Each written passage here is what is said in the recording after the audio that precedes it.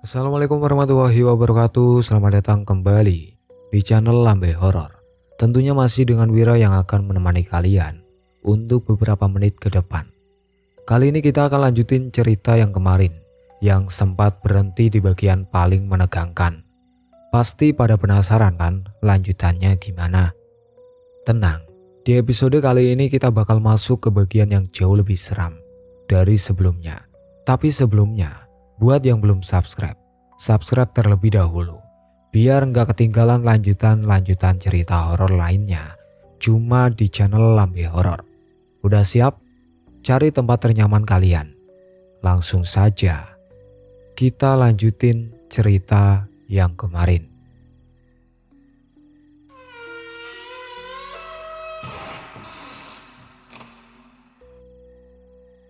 Sudah seminggu lebih berlalu. Keadaan sedikit membaik karena tak lagi terikat. Meski masih di ruangan yang sama, namun bisa bergerak walau terbatas. Setidaknya masih memiliki kesempatan untuk mengembalikan tenaga. Sedangkan Mbok Tirnap, beberapa hari terakhir enggan bertegur sapa. Dia sedang menentang keputusanku kemarin. Biarlah, suatu saat dia akan mengerti. Akan ada masanya wanita itu akan tersenyum lagi dan bisa kembali sehat. Aku yakin itu. Keadaan ruangan bawah tanah pun mulai terasa biasa. Meski hampir tiap malam terdengar rintihan dan jeritan, namun sama sekali tak membuatku takut. Tak jarang pula mereka menampakkan diri dengan kondisi yang sangat mengenaskan.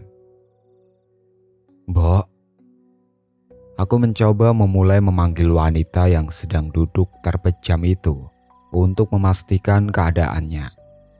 Hening. Aku kembali memanggil dengan perasaan was-was, namun hanya dibalas dengan gerakan. Cukup lega, setidaknya dia masih bernafas. Hei kamu, cepat makan. Kau harus segera gemuk sebelum bulan purnama. Wanita yang datang secara tiba-tiba itu meletakkan makanan dengan setengah membanting. Aku yang tengah duduk hanya bisa tersenyum melihat tingkahnya itu sembari memungut buliran nasi yang terjatuh ke lantai.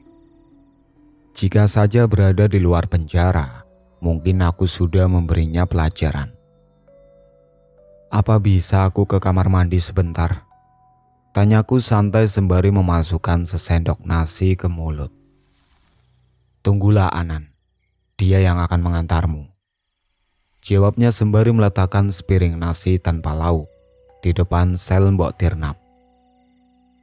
Tapi aku maunya sekarang, ayolah, aku sudah tak tahan dengan sakit perut ini. Lagi pula, aku sudah berjanji kepada juragan untuk tidak kabur lagi. Sebisa mungkin aku mencari cara agar dia tak dapat menolak ajakanku. Jika bersama Anan, tentu aku tak bisa leluasa untuk melihat ruangan ini sepenuhnya. Apalagi lelaki kurus itu selalu menutup mataku hingga ke kamar mandi. Entahlah apa alasannya, mungkin dia takut jika aku mencari celah dan mempunyai niat untuk kabur. Baiklah, aku akan mengantarmu. Ingat, kau jangan macam-macam, atau kau akan kubunuh. Dia berkata sembari jari telunjuknya menunjuk ke wajahku. Baiklah. Akhirnya wanita ini benar-benar membuktikan perkataannya. Tak lupa pula dia memberikan kawalan penuh. Namun dia mungkin tidak mengetahui kebiasaan Anan yang selalu menyediakan kain penutup. Aku menganga lebar ketika melemparkan pandangan ke sekeliling. Ternyata bukan hanya aku dan Mbok Tirnap yang merupakan penghuni ruangan ini, melainkan ada beberapa orang yang kondisinya tak kalah menyedihkan. Namun mengapa selama ini mereka tak bersuara? Cukup lama berjalan hingga akhirnya mataku tertuju pada seorang lelaki tua yang sedang duduk di lincak. Dia hanya menatap tanpa berkata-kata. Pandangannya cukup menyedihkan. Mungkin dia sudah lama menghuni tempat ini karena rambutnya yang panjang dan tak terurus. Cepat jalan, Aku masih ada pekerjaan lain. Wanita di belakangku membentak disertai dengan dorongan yang sangat kuat. Aku terhuyung dan hampir saja terjerembab. Diam. Hanya itulah yang dapat kulakukan sembari mencari celah untuk keluar dari ruangan ini. Hingga akhirnya, aku sampai juga di kamar mandi yang kotor serta bau. Sengaja aku sedikit mengulur waktu sembari memikirkan cara selanjutnya. Tanpa sengaja aku menemukan sebuah lubang kecil yang berada di dekat sudut kamar mandi. Betapa terkejutnya setelah mengintip. Ternyata di balik kamar mandi masih ada ruangan lain yang lebih bersih. Sekitar 10 orang tampak hilir mudik sembari sibuk membungkus beberapa organ. Aku tidak yakin apakah itu milik manusia atau binatang. Mataku membulat sempurna ketika melihat Kak Fenty dan Tante Mila juga berada di ruangan tersebut. Mereka seolah tanpa jijik lalu memasukkan beberapa benda ke sebuah kotak penyimpanan makanan beku. Cepat, kamu kok lama banget sih? Wanita itu menggedor pintu sangat kuat sehingga terpaksa menyudahi dan segera keluar dari kamar mandi. Maaf, tadi perutku sangat sakit, kataku mencari alasan. Wanita tanpa nama itu memasuki kamar mandi seraya mengecek setiap sudut. Dia baru keluar lalu kembali menggiringku menuju ruangan yang mirip sekali dengan sel setelah memastikan semuanya aman. Sepanjang perjalanan, tak hentinya aku memikirkan tentang apa yang terlihat baru saja. Jika itu merupakan hewan, lalu untuk apa mereka harus bersembunyi di tempat ini? Entah mengapa, aku malah sangat yakin jika itu adalah organ makhluk hidup yang sejenis sama denganku. Cepat masuk, bentaknya sembari mendorong tubuhku hingga terhuyung dan terjerembab kembali. Diam tanpa melawan lalu tersenyum simpul. Aku melakukannya tanpa beban. Setelah wanita itu benar-benar pergi, barulah aku kembali melanjutkan mengasah tulang dengan menggesekkan ke besi. Nisa. Perlahan aku mendengar panggilan Mbok Tirnap, suaranya sedikit gemetar, membuatku segera mendongak. Iya, ada apa Mbok? Aku segera menyudahi pekerjaan, lalu melihat Mbok Tirnap dari kejauhan. Sakit. Nisa, sakit. Rajonya lagi lalu membalikkan badan. Alangkah terkejutnya ketika melihat wajah Mbok Tirnap yang membengkak sempurna. Bahkan pelupuk matanya membesar seperti tersengat tawon. Aku mulai panik sembari terus berusaha membuka gembok, meski hasilnya sia-sia belaka. Tolong! Teriakku untuk meminta bantuan kepada siapa saja yang mendengar panggilanku. Hening, hanya suaraku saja yang kembali menggema. Tolong! Teriakku sekali lagi, mana tahu salah satu anak buah juragan sedang melintas lalu mendengarnya. Sudahlah, percuma. Aku sudah tak sanggup. Jika aku mati nanti, tolong carikan keluargaku. Sampaikan permintaan maafku kepada mereka dan berhati-hati terhadap Anan. Mbok Tirnap menjeda sejenak sembari terbatuk. Kita pasti selamat, Mbok, dan sama-sama keluar dari tempat ini. Berjanjilah padaku, kau akan bertahan. Tangisku pecah sembari terus berusaha membuka kunci. Kau yang harus berjanji untuk keluar dalam keadaan selamat, ucap Mbok Tirnap dengan tubuhnya yang terus menggigil. Aku janji, Mbok, jawabku dengan terisak. Hancurkan juragan, terutama patung-patungnya. Kau juga harus mencari kotak hitam di kamar juragan, lalu bakarlah hingga tak bersisa. Aku mengangguk dengan perasaan hancur berkeping-keping, sedangkan Mbok Tirnap tubuhnya semakin menggigil lebat dengan terus mengerang tiada henti, hingga akhirnya tubuh Mbok Tirnap mengejang beberapa saat. Tangis semakin tak terbendung ketika melihat kondisi Mbok Tirnap yang semakin memburuk. Meski aku terus menjerit, namun tak ada satupun orang yang datang. Selang beberapa detik tubuh Mbok Tirnap sudah tak bergerak lagi. Berulang kali kupanggil namanya, namun tak ada sautan. Tidak! Aku menjerit sekali lagi. menumpahkan segala amarah serta kekecewaan yang teramat sangat. Kebencianku terhadap juragan semakin menjadi, termasuk dengan para pengikutnya. Tulang yang hampir runcing, aku segera meraihnya lalu kembali menggesekkan ke besi. Akan kugunakan benda ini untuk melukai juragan saat waktu itu tiba. Singkat cerita, makanlah. Seperti biasa, wanita pengantar makanan itu memberikan sepiring nasi yang sudah bercampur dengan lauk sekali dalam wadah berbahan plastik. "Kapan bulan purnama?" tanyaku sembari membuang muka, lalu menatap peri Mbok Tirnap yang sedang terbujur kaku. Sengaja aku tak memberitahukan kepada wanita itu tentang Mbok Tirnap yang sudah meninggal. Setelah berpikir ulang, lebih baik dia dibiarkan begitu saja hingga seluruh organnya mulai membusuk. Bukan tanpa alasan, aku takut juragan malah memutilasinya, lalu mengambil beberapa organ untuk kepentingan bisnis. "Kurang 4 hari lagi. Apa kau takut segera menemui ajalmu?" tanya wanita itu sinis. "Tidak, justru aku ingin cepat waktu itu tiba. Aku sudah bosan hidup seperti ini. Lebih baik berakhir sekalian." Sebisa mungkin aku berusaha terus mengalihkan perhatiannya agar tidak melihat kondisi Mbok Tirnap. "Bagus, kau pasrah juga akhirnya," jawabnya sembari membalikkan badan dan bersiap memberikan makanan kepada Mbok Tirnap. "Letakkan saja di situ." Mbok Tirnap baru saja tidur. Tadi dia sudah berpesan untuk tidak mengganggunya. Wanita itu terdiam lalu kembali menatapku dan berganti ke arah Mbok Tirnap.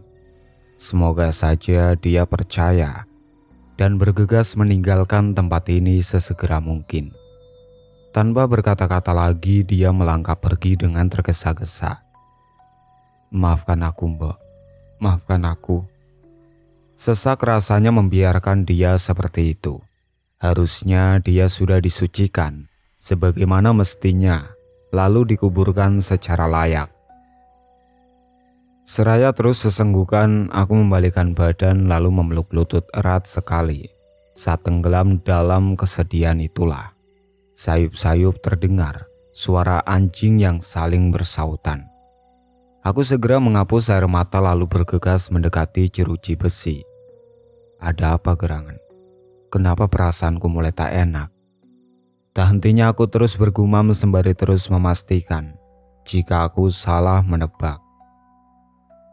Suara anjing semakin jelas seiring dengan kemunculannya satu persatu. Sekitar ada 8 ekor anjing yang terus menggonggong, membuatku segera menjauhi jeruji besi. Anan muncul kemudian. Lelaki itu melangkah diam lalu menatap sesaat, membuatku kesulitan menelan ludah sendiri. Segera aku memalingkan wajah sembari menahan ketakutan yang luar biasa. Tiba-tiba terdengar suara gembok yang saling beradu dengan besi, membuat nyaliku ciut seketika. Keringat dingin semakin bercucuran, ditambah dengan nafas yang naik turun. Ya Tuhan, semoga anjing-anjing itu tak menggigitku. Perlahan aku memberanikan diri untuk membuka mata sebab tidak terjadi sesuatu apapun. Hanya terdengar suara anjing yang seolah berebut makanan. Aku sungguh tak percaya saat melihat yang sebenarnya. Anan memasukkan semua anjing ke dalam ruangan Mbok Tirnap, lalu menutupnya kembali. Tak hentinya dia tertawa sembari menyaksikan tubuh Mbok Tirnap yang mulai didekati oleh hewan tersebut. "Kau biadab, Anan!" Aku berteriak lantang dengan sesekali menutup mata saat melihat tubuh Mbok Tirnap mulai terkoyak. "Biadab kau bilang? Justru dialah yang lebih kejam. Gara-gara dia, aku terjerumus dan kehilangan istri dan anakku," tunjuk Anan dengan penuh amarah. Kata-kata yang hendak ku keluarkan seketika hilang tak berbekas. Sejahat itukah Mbok Tirnap dulu? Aku sungguh bimbang dan bingung harus menyalahkan siapa dalam hal ini.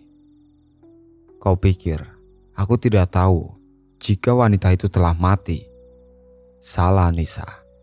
Daripada harus rela menguburnya, Lebih baik dia habis dimakan anjing.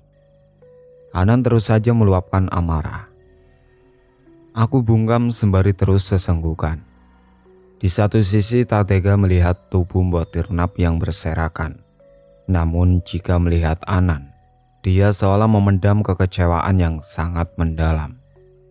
Lelaki itu tertawa puas setelah tubuh kakak iparnya tanpa tersisa beberapa bagian saja, lalu meninggalkan tempat tanpa rasa iba. Sedangkan aku sendiri mulai lemas tak berdaya. Mungkin jika bisa memilih, lebih baik tak sadarkan diri daripada harus menyaksikan pertunjukan yang sangat kejam ini. Entah berapa lama aku menangis lalu tertidur begitu saja. Saat membuka mata, keadaan tak jauh berbeda. Dari ruangan Mbok Tirnap sudah tak ada lagi hewan yang selalu menggonggong itu. Hanya tersisa tulang belulang yang berserakan, membuat hati ini kembali teriris. Tentu, aku tak ingin bernasib sama dengan Mbok Tirnap ataupun yang lain. Berakhir tragis di rumah juragan tanpa mampu melakukan perlawanan. Tidak, itu tidak akan terjadi. Aku pasti bisa selamat dan menghancurkan kekuasaan juragan. Kurang 4 hari lagi menuju purnama. Itulah saat-saat yang aku tunggu. Berbagai persiapan telah terpikirkan sebelumnya. Apalagi aku pernah menyaksikan sekte juragan dalam melakukan ritual. Sehingga berbagai kemungkinan sudah kurencanakan secara matang. Saat tengah melamun, tiba-tiba terlintas wajah emak dan bapak. Apa dia sedang mengkhawatirkanku? Entahlah, hingga kini aku belum melihat keberadaan mereka datang ke rumah ini. Sekedar untuk memastikan apakah aku baik-baik saja atau tidak. Seraya menghapus air mata, tak hentinya aku menyemangati diri sendiri. Iya, hanya itulah yang dapat kulakukan. Melewati kesendirian dan kepedihan yang seolah tak berujung. Menyesal pun sudah tiada guna dan juga merupakan hal yang sia-sia belaka. Apa kau menangis? Tiba-tiba wanita pengantar makanan itu sudah berdiri di sudut luar ruangan. Dia berdiri menyilang dengan sebuah rokok di tangan kanannya. Perlahan, dia mulai menyesap lalu mengembuskannya ke ruanganku. Apa maumu? Aku langsung saja menodongkan pertanyaan. Tidak ada, hanya ingin memberikanmu sebuah penawaran. Jawabnya dengan menyunggingkan senyum. Katakan saja, aku tidak suka berbasa-basi. Jujur saja aku tak bisa percaya lagi kepada orang-orang yang terlibat dengan juragan, termasuk Kak Fenty, saudaraku sendiri. Aku ingin mengajakmu kerjasama tepat saat bulan purnama nanti. Dia menjeda perkataannya sejenak, lalu berjalan lebih mendekat. Maksudnya? Tanyaku tak mengerti. Aku akan membantumu untuk menghancurkan Ratmi, juragan kesayanganmu itu. Aku bungkam sembari menatapnya dari ujung kaki hingga rambut. Kau jangan bersandiwara. Bukankah kau adalah anak buahnya? Maaf, aku menolak. Wanita itu tertawa terbahak-bahak, membuatku semakin tak mengerti dengannya. Aku takut ini adalah sebuah jebakan. Kau akan menyesal, Nisa. Aku akan membantumu untuk membalaskan dendam. Kita mempunyai musuh yang sama. Mungkin dengan bekerja sama, kita akan berhasil. Dia tak hentinya membujuk lalu kembali menyesap rokok. Tidak, aku tidak akan percaya begitu saja dengan orang-orang di rumah ini, kecuali Mbok Tirnap. Aku segera memalingkan wajah karena tak ingin melihat wanita itu lagi. Kau pikir Tirnap itu orang baik? Kau salah besar dalam menilai orang. Justru dialah yang menjerumuskanmu dan dijadikan sebagai tumbal berikutnya. Kau bohong. Mbok Tirnap tidak seperti itu. Jeritku lalu membalikkan badan dengan amarah yang hampir memuncak. Asal kau tahu, dialah yang menunjukkan arah di mana kau kabur waktu itu demi menarik simpati juragan. Ucapnya terjeda. Cukup. Aku tidak ingin mendengar perkataanmu lagi. Lebih baik kau pergi sebelum aku berteriak. Ancamku kemudian karena tak ingin pikiranku semakin kacau. Mbok Tirnap memang pernah jahat, namun masih ada kebaikan-kebaikannya sebelum nyawanya berakhir tragis. Baiklah, aku akan pergi. Namun, pikirkan lagi tawaranku itu. Aku mengembuskan nafas perlahan sembari menatap punggung wanita itu hingga menghilang. Entah apa tujuan dan penawaran itu, namun yang jelas hati ini semakin bimbang. Salah satu perkataannya tadi berhasil mengusik pikiran yang mengatakan jika Mbok Tirnap memang berniat untuk menumbalkanku. Setelah kejadian itu, aku menjadi sering melamun. Pikiran selalu dipenuhi adegan kematian orang-orang di rumah ini. Meski telah dipindahkan, nyatanya bayangan demi bayangan selalu menghantui setiap detik. Aku tak tahu pasti siapa yang membawaku ke ruangan ini. Sudah jauh lebih baik dari sebelumnya. Bahkan terdapat ranjang kayu beralaskan tikar. Cukuplah untuk tak membuat badan kedinginan karena bersentuhan langsung dengan lantai. Tulangku. Aku memekik pelan karena kembali teringat dengan benda yang sudah kuasa beberapa hari. Untunglah, benda tersebut masih terselip di pinggang dengan aman. Selang beberapa menit terdengar pintu yang bergerak pelan, hingga akhirnya tampak Kak Fenty dengan mengumbar senyum. Segera aku memalingkan muka karena sangat kecewa dengannya. Apa kau sudah tak ingin bertemu denganku, adik manis?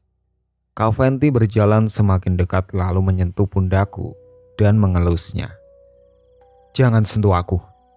Segera aku menepisnya meski amarah mulai tersulut.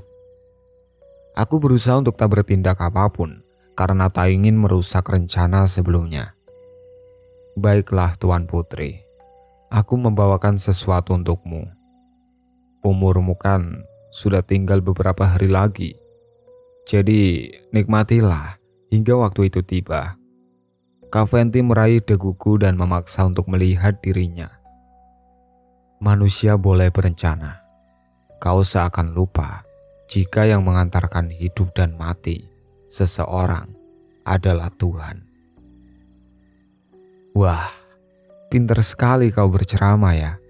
Tapi sayang, itu tak berlaku bagimu dan mustahil jika kau akan selamat. Ucapnya lagi dengan memainkan rambutnya yang sudah berwarna kuning kemerahan itu. Kenapa kamu tega? Bukankah aku ini adik kandungmu? Katakan saja sejujurnya. Lagi pula, katamu umurku sudah bisa dihitung dengan jari. Sebab kau bukan adik kandungku. Kak Fenty berteriak sembari mendelik hingga membuatku mundur beberapa langkah. Maksudnya? Aku sungguh tak mengerti. Iya, kau hanya anak dari selingkuhan bapak. Kau tak tahu bagaimana hancurnya emak saat bapak membawa bayi hasil dari perselingkuhannya itu. Karena ibumu meninggal saat tengah melahirkan. Emak terpaksa menerima karena bapak mengancam untuk menceraikan serta menyiksanya.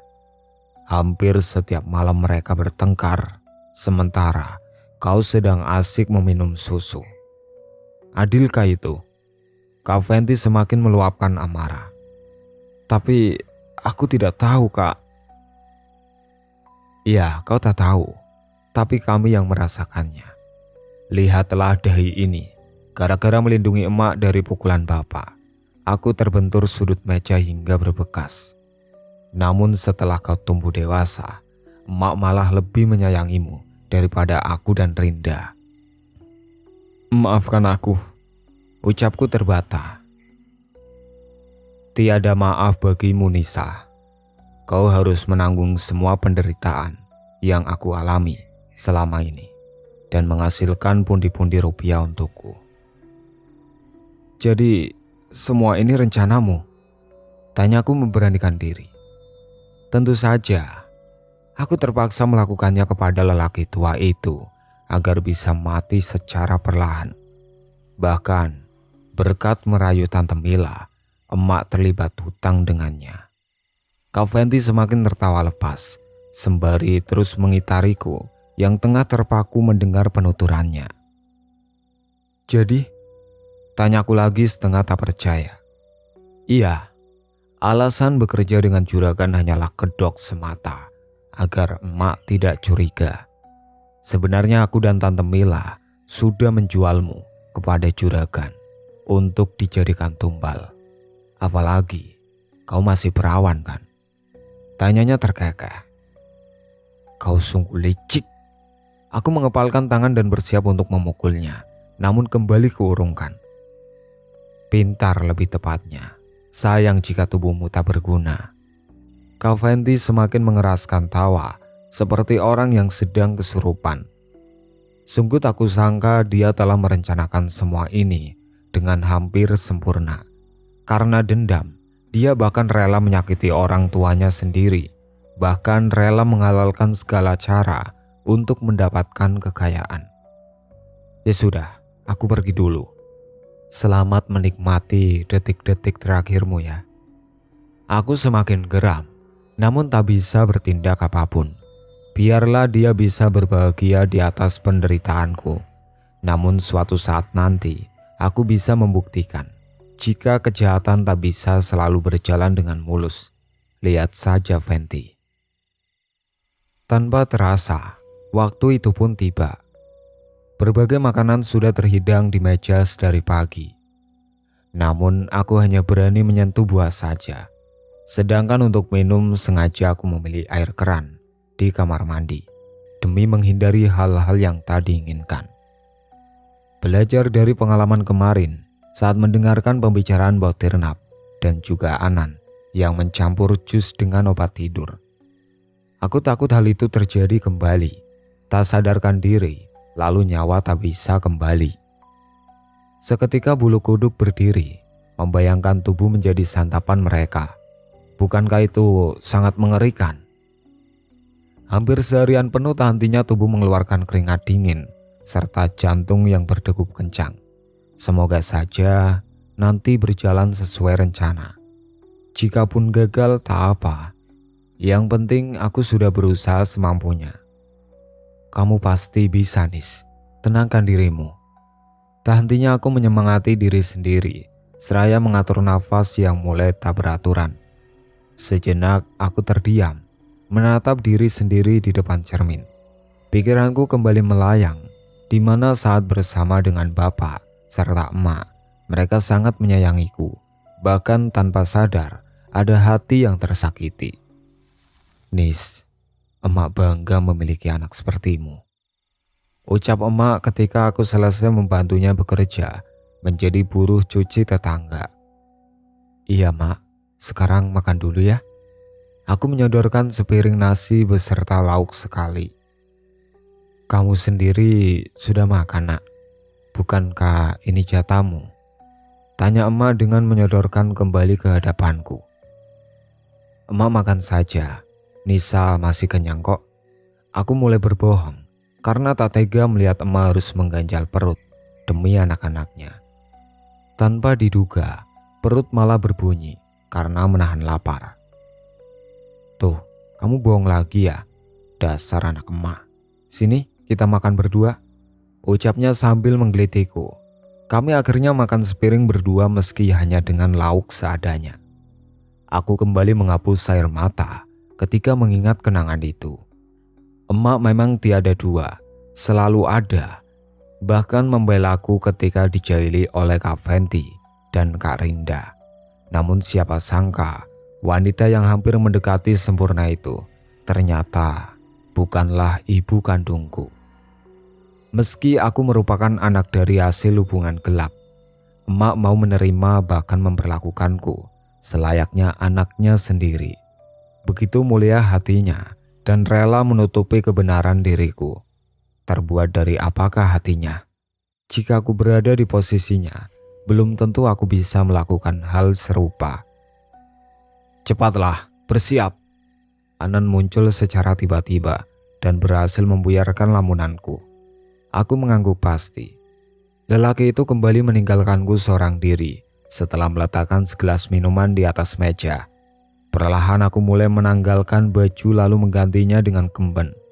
Selang beberapa menit, beberapa orang memakai pakaian serba hitam mulai memasuki kamar dan mengelilingiku.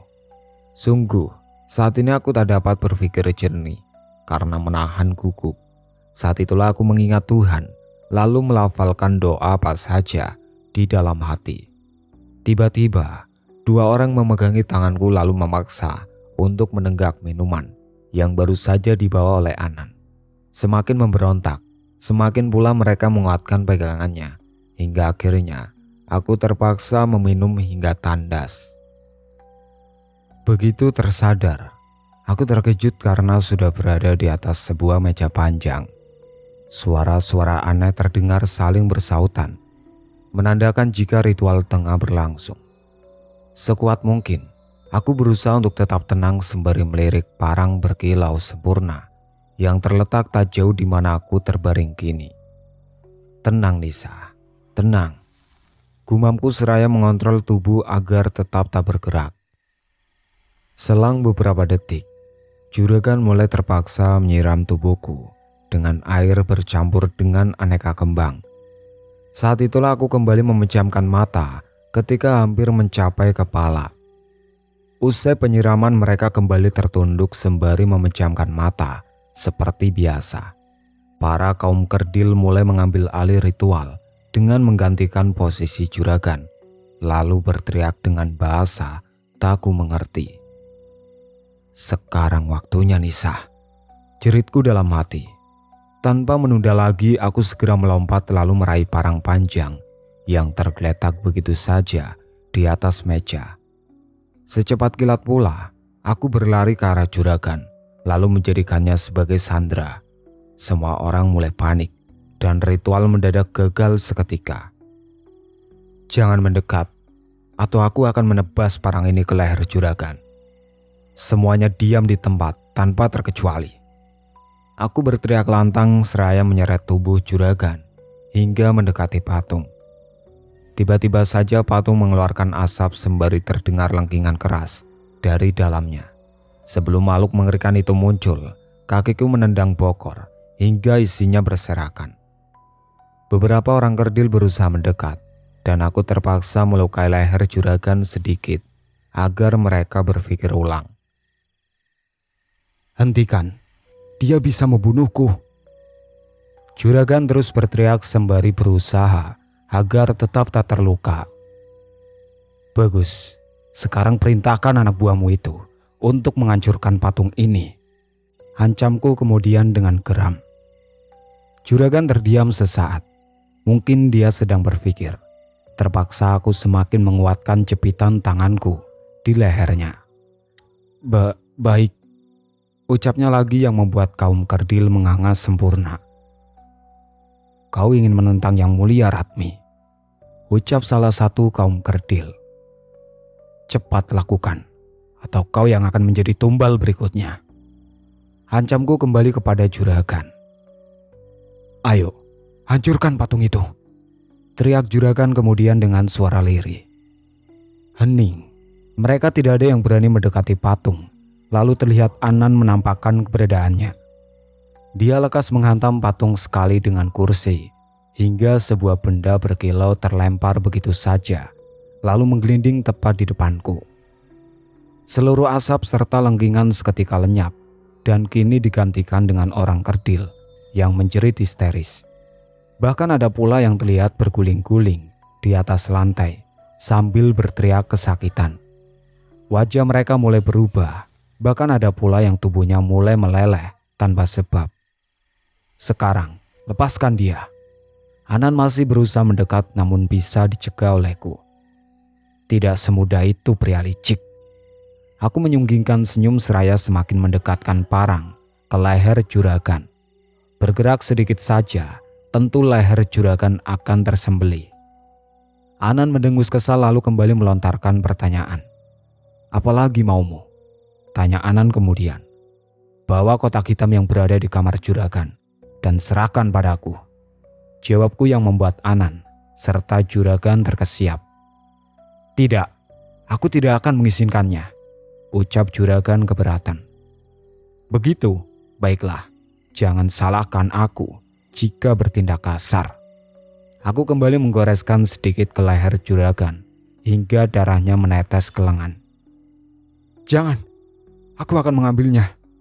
Anan berusaha menghalau lalu bergegas pergi. Kenapa kau tega, Anan? Juragan mulai terisak dan buliran beningnya mulai membasahi lenganku. Aku sangat mencintaimu, Ratmi. Tentu aku tak ingin kehilanganmu. Anan terus saja melangkah meski juragan berulang kali memanggilnya. Aku semakin mencekik juragan ketika salah satu anggota sekte hendak melarikan diri. Mereka kembali membungkuk ketika juragan memerintahkan untuk tetap diam di tempat. Tampak dari kejauhan, Anan membawa kotak hitam dengan tergesa-gesa. Aku menyunggingkan senyum lalu meminta Anan untuk segera menyerahkannya padaku. Kau bisa mengambilnya dengan sistem barter. Anan mulai memainkan peran yang membuatku sedikit kebingungan. Bagaimana? Ucapnya lagi sambil memainkan kotak hitam tersebut. Sedangkan juragan tak hentinya menyuruh Anan untuk meletakkannya kembali. Baiklah, aku setuju. Jawabku kemudian. Tanpa sengaja aku melihat sebuah pisau daging yang tergeletak di salah satu meja dan berhasil mendapatkan ide baru. Dengan seksama aku memperhatikan gerak-gerik Anan yang sepertinya hendak menipuku. Jika dia bisa berbuat demikian, aku pun bisa melakukannya. Saat kotak tersebut mulai didorong oleh Anan, aku melepaskan juragan dengan gerakan melambat. Ketika hampir sampai, aku segera berlari meraih kotak tersebut dan melemparkan pisau tajam tepat di punggung juragan. Nisa! Anan berteriak kencang dengan penuh amarah. Dia hampir saja menyerangku. Namun wanita yang bernama Ratmi itu tiba-tiba sudah roboh dengan punggung tertancap pisau. Dengan gerakan cepat aku berlari ke arah tungku dan melemparkan kotak hitam itu hingga terbakar. Sungguh tak disangka, juragan berteriak kesakitan dengan wajahnya yang mendadak gosong.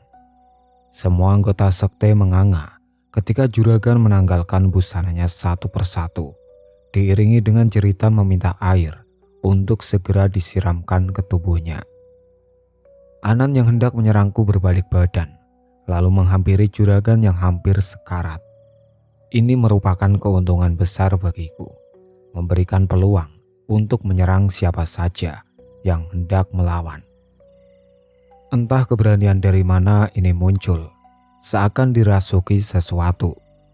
Aku menebas satu persatu orang yang mencoba melawan, tanpa mengenal jenis kelamin. Mereka meregang nyawa. Rasa iba hilang seketika, lalu berganti dengan amarah yang sulit sekali untuk dikendalikan. Beberapa orang sudah berserakan di berbagai tempat.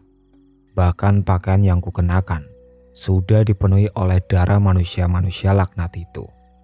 Apalagi ketika mengingat kematian Botirnap dan cara mereka menghabisi sesama, membuatku semakin murka. Kini, hanya tersisa 4 orang lagi, termasuk juragan serta Arman. Wajah-wajah memelas mereka sama sekali tak membuatku luluh. Bahkan perlahan aku mendekati mereka, seraya menggesekkan ujung parang ke lantai, hingga menimbulkan decitan yang tentunya akan membuat jantung berirama. Wanita yang kusebut juragan itu kurang beberapa senti di hadapan. Kondisinya semakin memprihatinkan, bahkan terlihat nafasnya yang tidak beraturan. Sedangkan Anan sendiri, sedari tadi hanya bisa merangkul juragan, tanpa berani berbuat apapun. Aku mohon Nisa, kasihani kami, dan buang parang itu, sebab di dalamnya bersarang iblis. Anan memasang wajah memelas namun tetap saja tak mampu menggoyahkan niatku. Iya, iblis harus dimusnahkan oleh iblis. Tanpa menunggu lagi aku segera mengayunkan parang dan tepat mengenai perut juragan. Aku tertawa lebar sembari menikmati pemandangan tragis sebagai pembalasan atas kematian-kematian korban yang menjadi tumbal sebelumnya. Entah mengapa, ada rasa kepuasan sendiri saat menumbangkan mereka. Ratmi! Teriak Anan sembari menangisi kepergian juragan. Dia lantas bangkit dan berusaha melawan. Segera aku menangkis, lalu mengejarnya balik. cukup mudah dalam membaca gerakan Anan. Dalam sekejap saja, dia berhasil dilumpuhkan. Jangan ikut campur, atau kalian akan bernasib sama seperti mereka. Ancamku pada dua orang wanita yang wajahnya sepucat mayat, namun masih memberanikan diri untuk melawan. Mereka rupanya masih nekat, dan akhirnya juga berakhir tragis. Aku mencengkeram bahu Anan lalu memaksanya berdiri, sembari mengacungkan parang. Dia menurut, meski langkahnya sedikit sempoyongan. Aku tetap tak peduli lalu memaksanya untuk menunjukkan ruang-ruang rahasia. "Matilah kau," teriak seseorang dari belakang. Sontak saja, aku berbalik badan dan langsung menebas lelaki yang tengah membawa balok kayu hingga menjadi dua bagian. Darahnya terciprat kemana-mana, bahkan sempat mengenai wajahku. "Ayo, tunjukkan padaku ruang bawah itu," ancamku lagi kepada Anan yang hendak berusaha kabur. Kami terus melangkah hingga sampai di sebuah ruangan. Mataku mulai awas ke sekeliling karena takut Anan menyiapkan sebuah jebakan. Namun dugaanku salah. Ternyata ruangan ini benar menghubungkan ke ruang bawah tanah. Satu persatu kaki menuruni tangga dengan selalu waspada, tentunya. Senyumku mulai mengembang ketika melihat satu ruangan yang dihuni oleh puluhan anjing yang sedang diam terdiam. Bahkan tampak pula deretan anak kunci dan masing-masing sudah tertera angka sesuai dengan ruangannya. "Cepat, buka pintu ruangan anjing itu," perintahku kemudian. Anan dengan sigap mengambil kunci lalu membuka ruangan tersebut. Meski tangannya sedikit gemetar, tanpa berpikir ulang, aku langsung menendangnya hingga jatuh tersungkur. Lalu menguncinya bersama dengan hewan peliharaannya itu.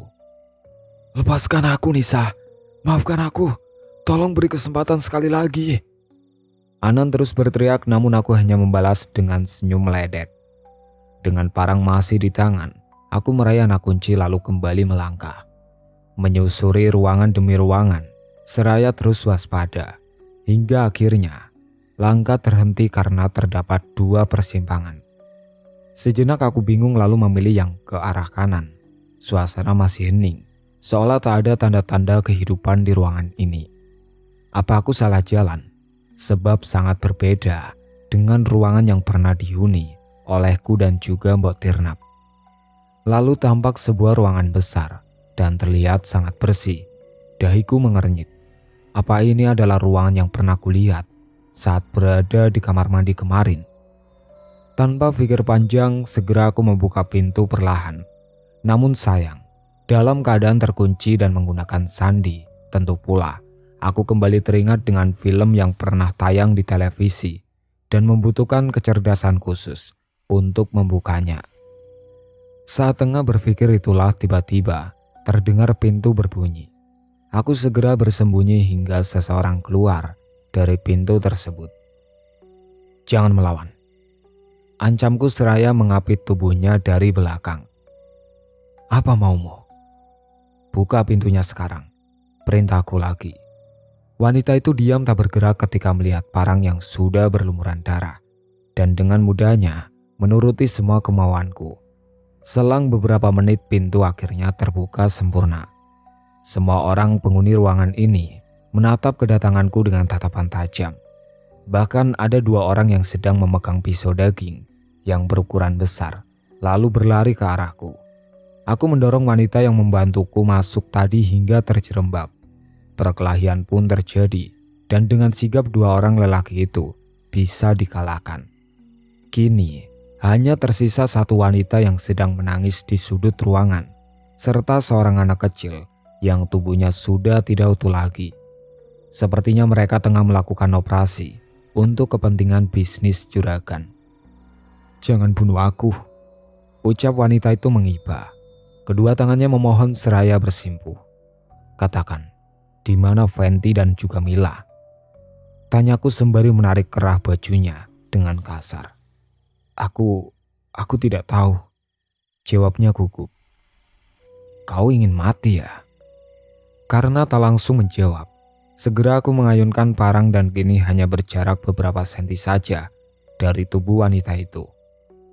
Baik, aku akan mengatakannya. Mereka sedang pergi mengirim barang ke pelabuhan. Wanita itu menjawab saat kembali digertak olehku. Sembari melemparkan senyum, aku membalikkan badan, lalu bersiap mencari Kak Venti dan juga Mila. Tanpa diduga, wanita tadi mengambil pisau dan bersiap untuk menikam. Sayangnya, aku cepat menyadari sehingga parang berhasil menembus tubuhnya. "Apa kabar, Nisa?" ucap seseorang secara tiba-tiba sembari menyeringai tajam.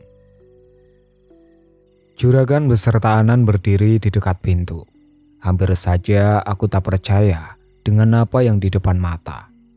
Dia masih hidup, padahal aku sangat yakin jika wanita itu sudah meninggal. Mengingat jasadnya yang hampir tak terbentuk. "Kau terkejut ya kalau aku masih hidup?" tanyanya dengan nada yang sangat dibuat-buat, seolah mengerti dengan apa yang sedang terpikirkan olehku. Aku mundur beberapa langkah sembari meyakinkan diri jika yang berdiri itu adalah juragan. Sangat mustahil jika dia akan selamat, dan kini seolah tak pernah terjadi sesuatu padanya. Kembali aku mengacungkan parang untuk mengantisipasi jika juragan atau Anan menyerang secara mendadak. "Kau pikir aku takut? Tidak, Ratmi. Aku akan menghabisimu," ucapku dengan sedikit gemetar menahan keterkejutan. "Lakukan saja, anak manis. Kau seakan lupa jika aku akan hidup abadi dan tidak ada yang bisa membunuhku." Juragan terus saja tertawa sembari memainkan parang yang hampir sama dengan parang yang tengah kupegang. "Tidak ada yang abadi di dunia ini. Semua akan binasa, kecuali kau sudah berganti menjadi Tuhan," balasku lagi seraya menyunggingkan senyum. "Itu hanya berlaku untukmu dan tidak untuk ratu keabadian sepertiku." Juragan semakin geram, lalu mulai menyerang. Parang mulai saling beradu hingga menimbulkan bunyi yang membuat siapa saja yang mendengarnya akan bergidik. Juragan lihai memainkannya hingga membuatku sedikit kewalahan. Cukup lama bertahan, akhirnya parang juragan berhasil menyentuh lengan dan cukup parah. Aku meringis kesakitan, namun tetap berusaha untuk melawan. "Menyerahlah," teriaknya lagi seraya mengayunkan parang kembali, tepat di atas kepalaku. Aku lekas menghindar meski lengan tak hentinya mengeluarkan darah. Sedangkan juragan, dia semakin kalap dan menyerangku secara membabi buta. Entah ilmu apa yang dimilikinya, hingga kekuatannya secara instan bisa kembali. Lama bertahan, akhirnya tenaga mulai terkuras habis. Aku tak mampu lagi untuk bergerak dan merasakan pusing yang luar biasa. Bahkan, penglihatanku mulai terganggu, sehingga juragan mulai terlihat menjadi dua orang. Parang mulai terlepas dari tangan. Aku benar-benar lemas, sehingga juragan tak hentinya menertawaiku. Berulang kali aku mencoba untuk bangkit namun kembali terjatuh. Juragan hampir saja membunuhku, namun tiba-tiba dikejutkan dengan teriakan orang-orang yang berlari ke arah kami. Sekejap aku menutup mata dan pasrah jika anak buah juragan turut membunuhku. "Bangunlah," ucap seseorang menepuk pipiku sedikit keras hingga terpaksa membuka mata. "Syukurlah kau selamat," ucap salah satu gadis. Aku berusaha untuk bergerak karena kebingungan dengan kehadiran tiga gadis yang kini sedang mengapitku. "Kalian siapa?" tanyaku pelan sembari menahan sakit. "Kami sama sepertimu, calon tumbal juragan. Untung kau masih bisa selamat sebelum racun itu menyebar ke seluruh tubuhmu." Aku tercengang mendengar penuturan mereka. Jadi, parang juragan beracun. Pantas saja tadi terlihat beberapa bercak ungu di ujungnya. "Lalu, bagaimana kalian bisa menolongku? Dan di mana juragan?" tanyaku penasaran. "Kami ditolong oleh satpam depan, dan dia mengumpankan dirinya demi menyelamatkanmu. Sedangkan juragan, mungkin dia sedang mencari kita." Salah satu gadis menjawab sembari menggigit jari telunjuknya. Di dalam ruangan sempit ini kami berempat mulai menyusun rencana. Mereka menyuruhku untuk berlari ke arah hutan, sedangkan yang lain akan mengecohkan Juragan serta Anan. "Bagaimana jika kalian tertangkap?" tanyaku khawatir. "Yakinlah Nisa, kita akan selamat. Lagi pula, kami lebih rela mati di jalan seperti ini daripada harus menjadi tumbal orang-orang serakah itu," ucap mereka meyakinkan. "Jika kau menemui persimpangan, ikutilah yang arah kanan. Apapun yang kau dengar, jangan menoleh ke belakang. Perbanyak sholawat tanpa terputus walau sedetik," pesannya lagi. Aku mengangguk. "Ayo bergerak sebelum terlambat." Kami mulai saling berpencar sesuai dengan arahan mereka. Aku berlari sekuat tenaga sembari menahan perih di lengan. Tak lupa pula sholawat selalu terucap di setiap langkah, bahkan dimulai saat berhasil keluar dari rumah juragan. Jeritan demi jeritan mulai memenuhi telinga, namun tak membuatku menghentikan langkah ataupun sekedar menoleh. Siapa tahu saran kali ini akan berhasil daripada dengan saran sebelumnya. Suasana gelap hutan mulai menyapa beserta semilir angin yang menabrak kulit. Aku terus melangkah memecah keheningan malam, membawa secercah harapan untuk bisa selamat, mengikuti jalan setapak yang entah berujung di mana. Tanpa sengaja, kaki tersandung sesuatu. Entahlah, seperti batu namun terasa sedikit lembek. Aku lekas bangkit seraya mengeraskan doa-doa dan berteriak mengagungkan nama Tuhan. Begitu terus berulang. "Tolong!" Sayup-sayup terdengar suara orang meminta tolong dari arah belakang. Hampir saja aku menoleh namun kembali teringat dengan pesan gadis yang menolongku tadi. Tanpa ingin mengabaikannya, kaki terus melangkah karena takut ini adalah sebuah jebakan. Hingga akhirnya, aku menemui persimpangan di mana lajur kiri terlihat lebih terang daripada arah kanan. Jika dilihat sekilas, arah kiri lebih menjanjikan karena seperti jalanan pada umumnya. "Ayo ke kanan." Hati kecil mengatakan untuk memilih arah kanan, meski terlihat lebih gelap. Bukankah kanan biasanya sering dikatakan menuju ke arah yang lebih baik? Kaki kembali melangkah meski nafas mulai naik turun. Aku tetap tak peduli, meski sudah secepatnya sebelumnya. Sholawat tak hentinya terucap, berharap akan segera menemui jalan keluar. Benar saja, rupanya aku tak salah memilih jalan, dan ini sudah lebih baik dari sebelumnya.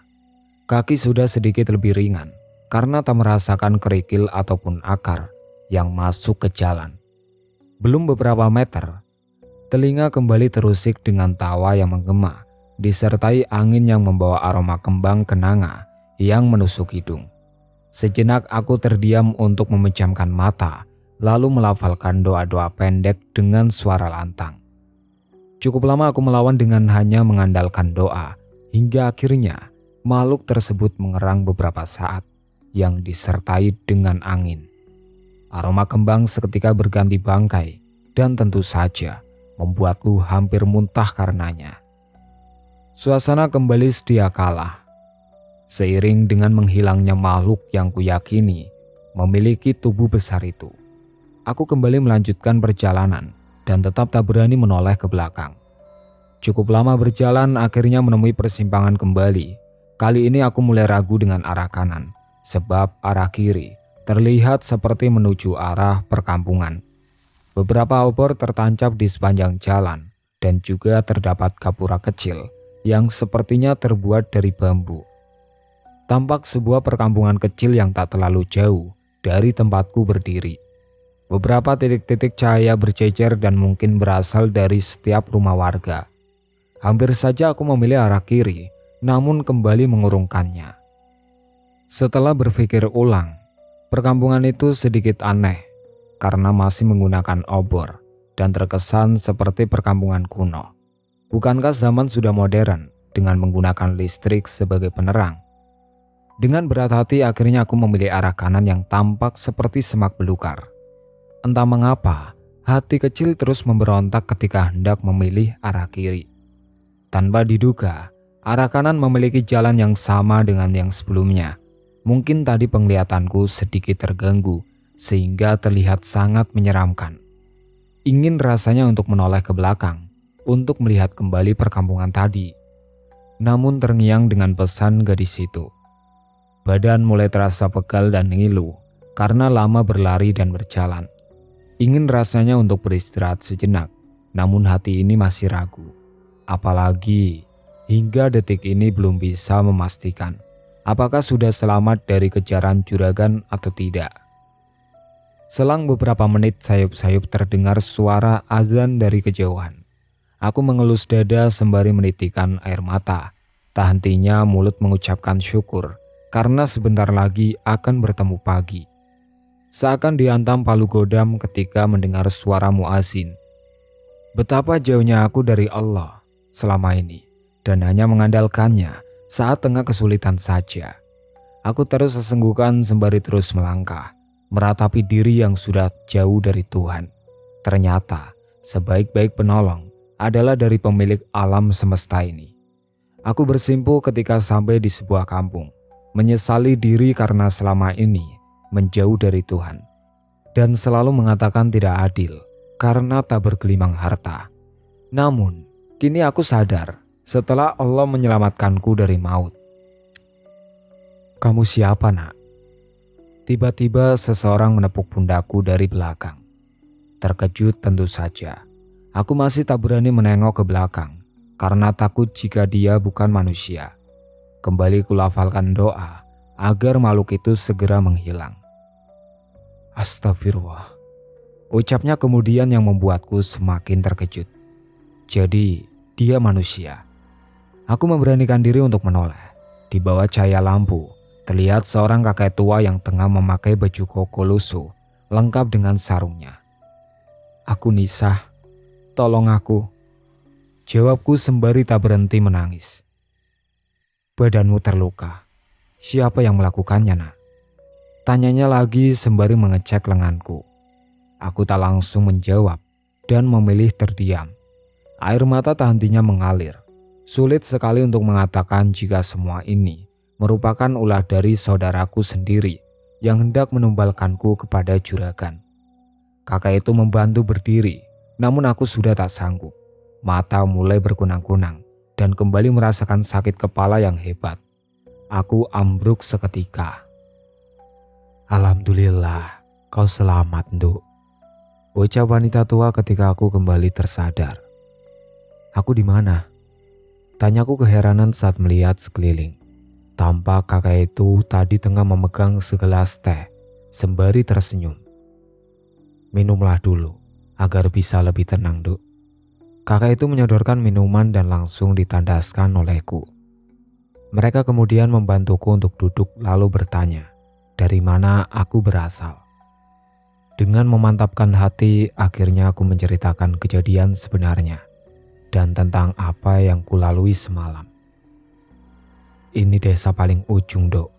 Setelah itu, hanya hutan yang menuju gunung." Kakek tua itu kebingungan ketika aku menceritakan jika ada desa lain semalam. "Mungkin benar tentang cerita desa itu, Pak. Syukurlah, dia tidak jadi masuk. Menurut cerita yang beredar, itu desa manusia setengah siluman, dan tidak ada yang selamat jika memasuki desa tersebut." Aku menghela nafas panjang ketika mendengar penuturan nenek tersebut. Pantas saja sangat berbeda, bahkan terkesan angker ketika pertama kali menatap desa itu, meski dari kejauhan.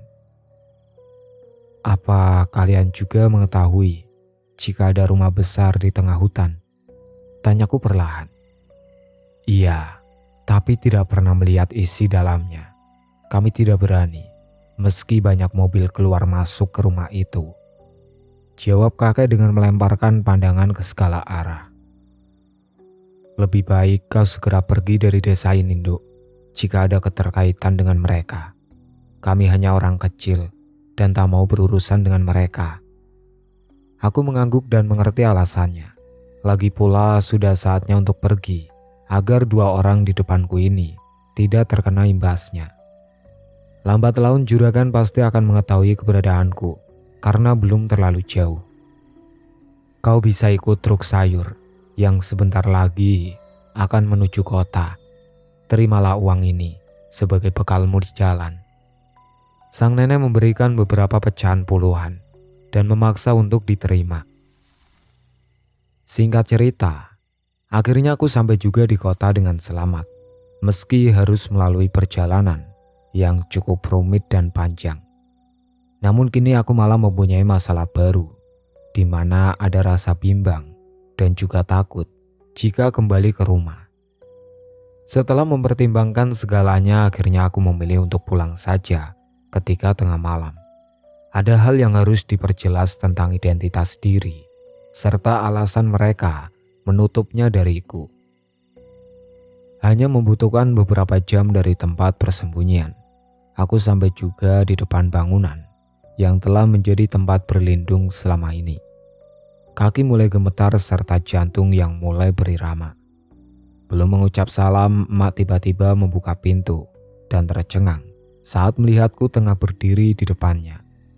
Dia langsung memeluk bahkan menciumku beberapa kali. "Cepat masuk, Nduk," ucap emak seraya menarik tanganku, lalu kembali menutup pintu. Apa dia sudah mengetahui semua kebenarannya? "Ada apa, Mak?" tanyaku keheranan sembari melihat ke sekeliling. "Tadi Juragan dan Mila mencarimu ke sini. Lihatlah, anak buah mereka mengobrak-abrik isi rumah. Kau melakukan kesalahan apa, Nduk?" tanyanya lagi sembari menghapus buliran bening di wajahnya.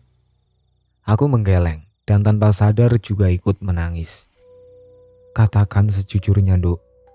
Emak terus memaksa agar aku mengatakan apa yang terjadi di rumah Juragan.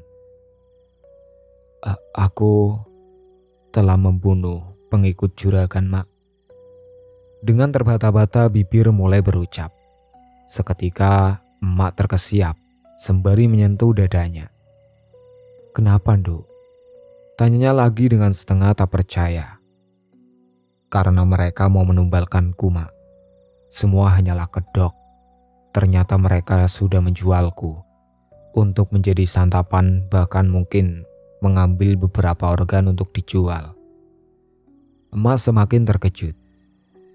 "Tapi emak tak menjualmu, Nduk. Kamu sendiri yang mengiyakan permintaan Mila." Lanjutnya dengan terus mengelus dada. "Aku sudah tahu, Mak. Kau tak mungkin tega. Makasih telah menyayangiku selama ini." Tangisku mulai pecah dan langsung memeluk emak dan menciumnya berkali-kali. "Kau anakku. Emak pasti akan menyayanginya." Meski hasil dari perselingkuhan, aku mendongak tanpa melepaskan pelukan. "Maksudnya, dari mana kau menemukan kata-kata itu, Nduk?" tanya Mak lagi. "Dari seseorang. Aku sudah mengetahui kebenarannya, Mak, dan tidak ada yang perlu ditutupi lagi."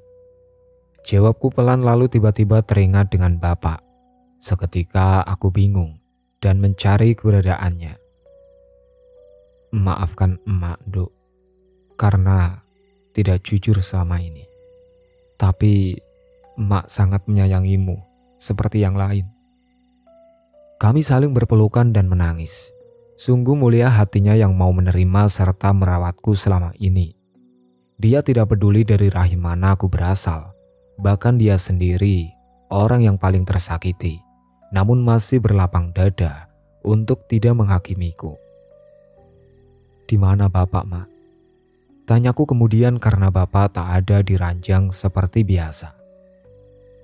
"Bapakmu sudah meninggal. Bukankah Fenty telah menemuimu kemarin dan kau mengatakan jika tak ingin pulang?"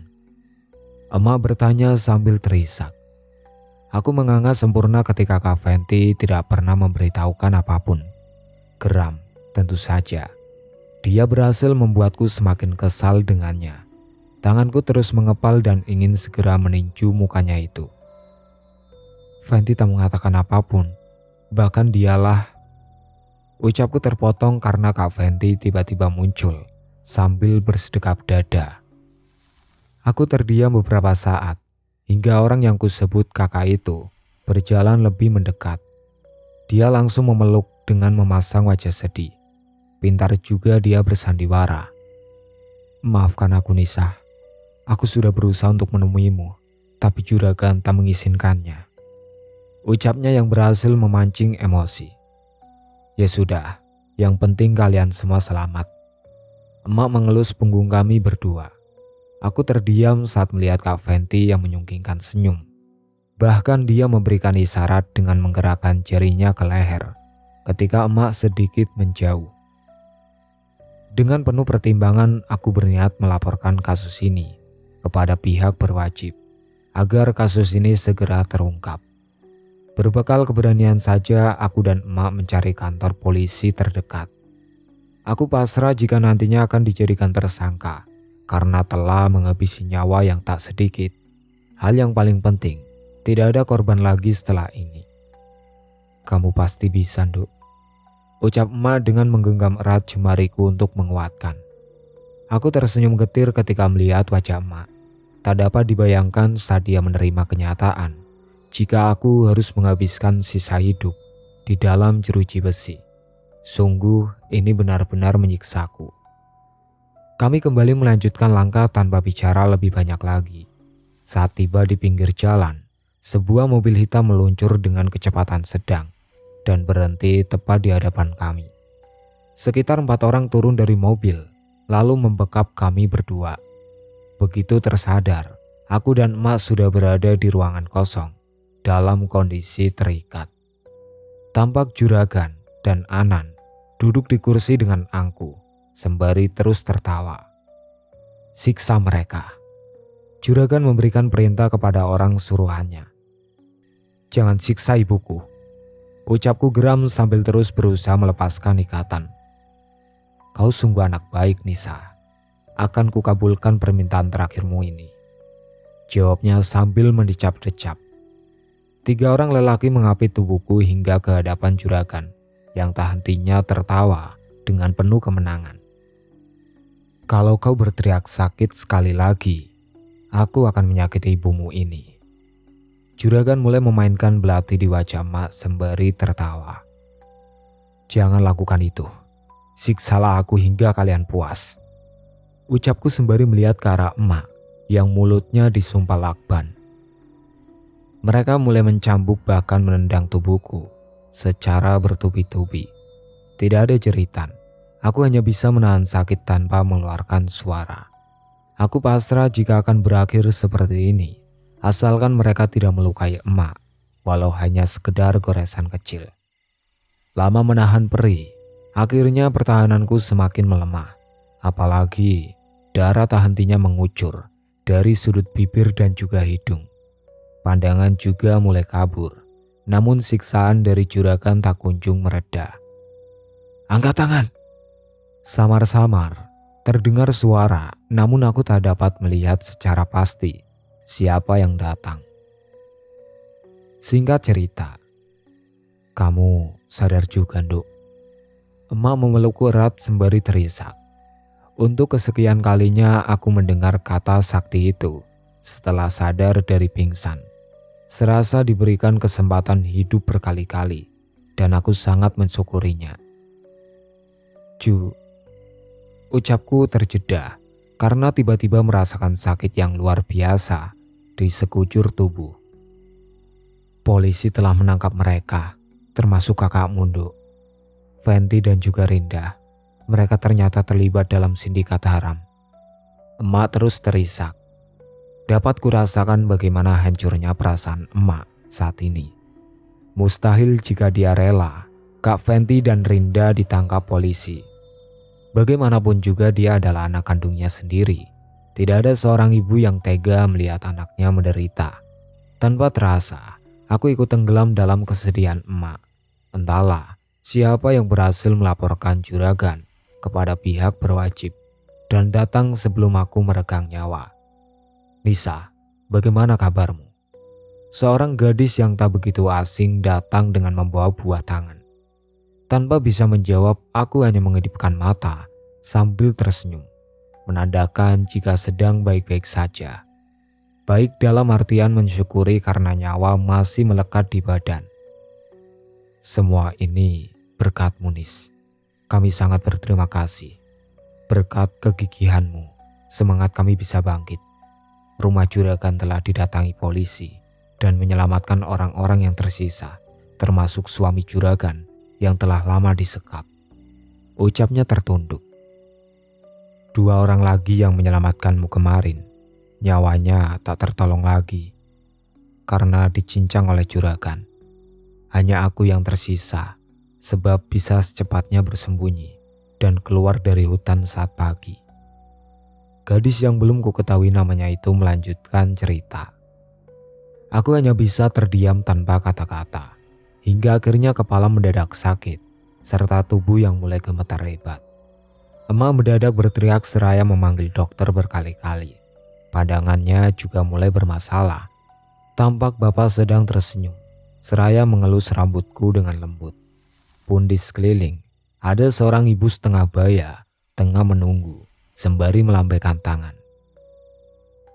"Ayo, ikut kami, Nduk," ucap mereka serempak, dan aku pun mengiyakan. Itulah akhir cerita yang berjudul Rumah Juragan. Bagaimana menurut kalian cerita kali ini? Apakah seram? Tulis pendapat kalian di kolom komentar. Sekian dulu dari saya pamit undur diri. Wassalamualaikum warahmatullahi wabarakatuh.